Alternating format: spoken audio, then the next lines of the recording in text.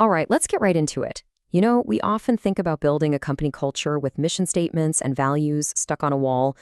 But what if the real source of your team's culture is something much closer, much more immediate? What if it's actually you? We're going to explore this idea of presence leadership, how your own internal state, right now, is directly shaping the environment your team lives and works in every single day. Just let this one sink in for a second.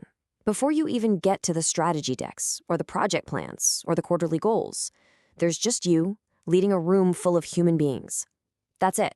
Everything else, literally everything, is built on top of that one fundamental reality.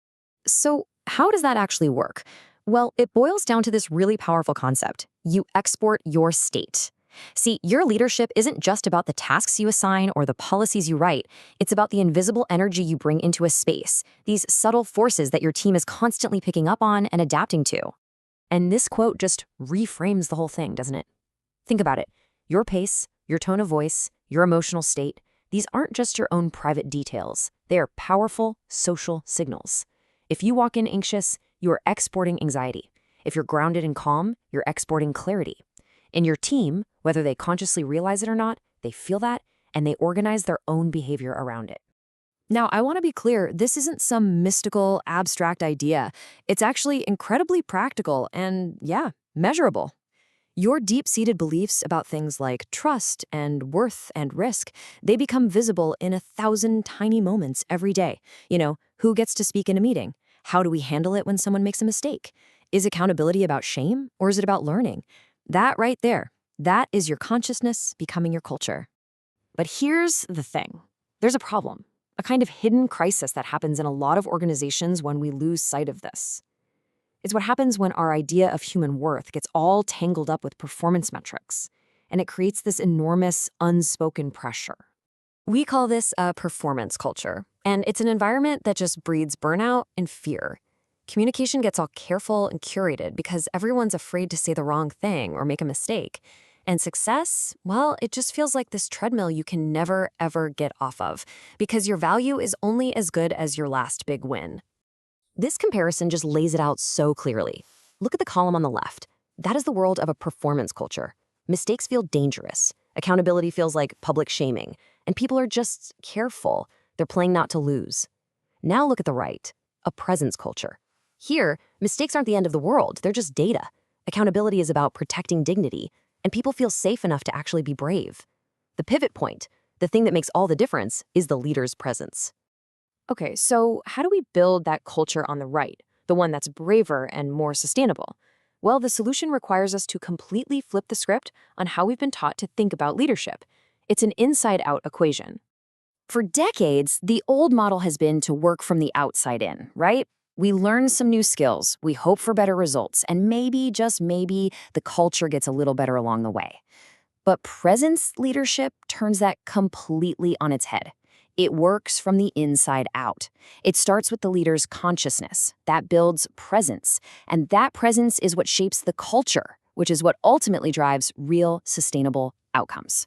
And let's just be crystal clear about something. This is not soft stuff. This is structural. Dealing with a leader's internal state is actually far more practical because it gets to the root cause of issues like burnout and low trust instead of just slapping another bandage on the symptoms. So this whole inside-out approach really invites you to make a choice between two very different identities you can step into as a leader. It's the choice between just reacting to whatever happens or intentionally shaping your world.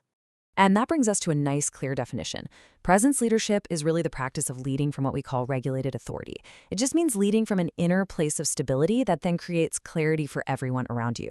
It's got nothing to do with being charismatic or having a big personality. It's about your capacity to stay grounded and human, especially when the pressure's on. This slide really shows those two defaults in action. Over on the left, you've got the passenger. This is leadership driven by fear. You're reacting, appeasing, maybe over-explaining everything. You're basically outsourcing your confidence to your last result. But on the right, you have the architect. This is leadership from a place of intention. You're choosing, designing, initiating. You're leading from an anchored internal sense of legitimacy, that feeling that you belong in your role no matter what happened yesterday. Okay, this all sounds great, but how do you actually do it? In the heat of the moment. Well, here is a super simple but really powerful tool you can start using today to shift from that passenger default to the architect right before you walk into that high stakes meeting. It's a 90-second reset called State Story Strategy. It's so simple. First, check your state. Just pause, take a breath, ask yourself, am I grounded right now? Second, identify the story that's running through your head. Is it a threat narrative, like they're going to tear this apart, or is it based on what's actually real? And then finally, from that calmer place, choose your strategy. Act from clarity, not from that initial fear-based story. So you see, it all comes back to this one simple but incredibly profound idea. Your inner structure, your state, your stories, your beliefs, that is what directly shapes your outer leadership. And by extension, it shapes your entire team's culture. And that really leaves us with one last powerful question to sit with.